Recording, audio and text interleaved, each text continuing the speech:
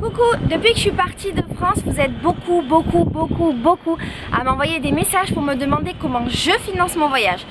Du coup, je me suis dit que ça pouvait être intéressant de vous faire une vidéo dans laquelle je puisse vous donner quelques pistes pour pouvoir financer un voyage, que ce soit un long, un petit, et pour que surtout vous les utilisiez et que vous partiez en voyage, parce que le voyage c'est merveilleux. La première chose que tu peux faire, c'est tout simplement économiser de l'argent pendant un an. Ce que tu peux faire aussi, c'est décider de voyager sans argent et juste aller où le vent te mène. Et faire du couchsurfing, dormir chez les gens, faire du stop, tout ce genre de choses. I speak with my camera. Ah, okay. You know YouTube? My job is to make video for YouTube. You have internet? I can show you. Notre manière de gagner de l'argent en fait pour pouvoir partir en vacances, c'est de faire les saisons. L'idée en fait c'est de faire les saisons la moitié de l'année pour pouvoir gagner beaucoup d'argent et donc travailler à mort pour ensuite pouvoir partir. Alors il y a des endroits qui sont connus pour que tu puisses gagner beaucoup d'argent. Tu peux partir par exemple en Suisse pour travailler, tu peux faire les saisons dans l'hôtellerie, tu peux faire les saisons dans la restauration.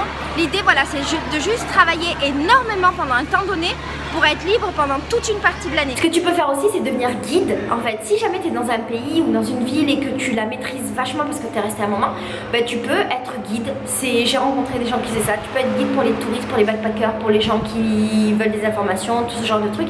Et ça te permet d'avoir un petit boulot pour pouvoir continuer à financer ton voyage. Une autre manière de pouvoir partir en vacances ou en voyage, c'est d'essayer de demander des bourses. En fait, il peut y avoir des bourses partout. Tu peux en avoir dans ta mairie, dans ton conseil général, tu peux en avoir dans ton centre social, tu peux en avoir dans ton école. Il faut juste que tu te renseignes, c'est tout.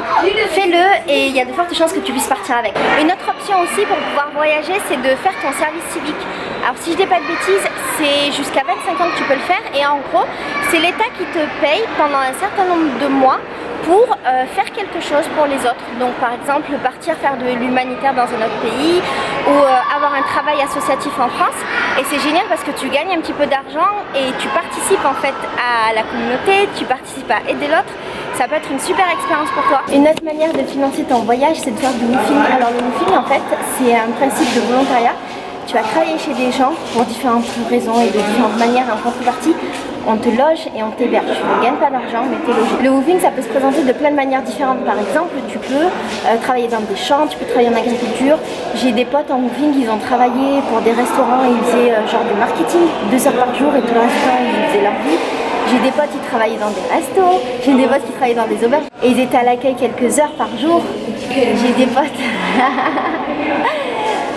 j'ai des potes qui travaillaient sur la plage, il y a des potes qui travaillaient aussi dans des trucs de surf et en fait ils accueillaient les gens le matin, ils faisaient l'accueil et l'après-midi ils pouvaient surfer, dormir et manger. Bref, il y a plein de manières et en fait pour trouver du woofing il faut que tu ailles sur le site de Helpix ou sur le site Workaway, je te les mettrai en barre d'infos.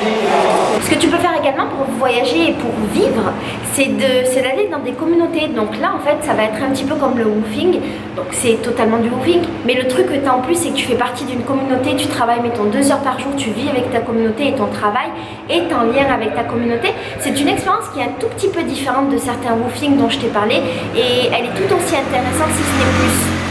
Condition que tu aimes la vie en communauté, ce qui est autre chose. Une autre manière de financer ton voyage, c'est de devenir digital nomade. Alors digital nomade, c'est un grand mot pour dire qu'en fait tu es un travailleur du digital. Ça veut dire que par exemple tu travailles sur internet, tu es traducteur, tu fais des sites internet.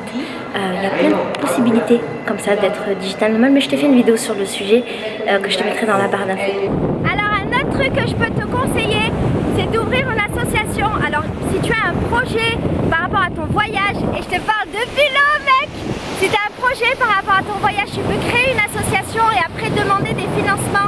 Et les financements ça peut être des aides de l'État, ça peut être des aides d'entreprises privées, ça peut être plein de choses. Et ça te permettra de financer ton voyage et de pouvoir faire quelque chose de bien. Et là c'est magnifique, je suis hyper trempée, regarde. Très trempée et je suis dans l'eau de l'Inde. En fait là je suis dans une ville qui s'appelle, je sais pas, j'ai oublié.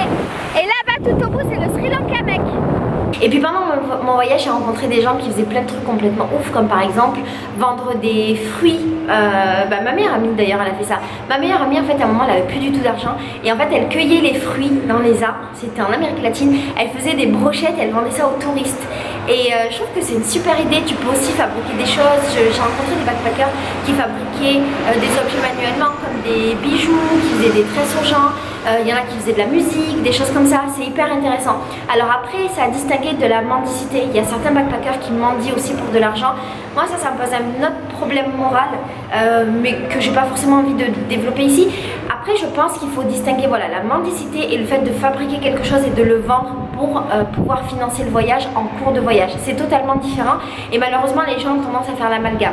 Donc, fabriquer des choses qui sont manuelles pour les vendre pendant un voyage, c'est une bonne idée pour gagner de l'argent. Alors, un autre moyen de voyager, et je te dis ça depuis un bus, en Inde où il y a beaucoup de bruit, un autre moyen c'est de créer une campagne de crowdfunding.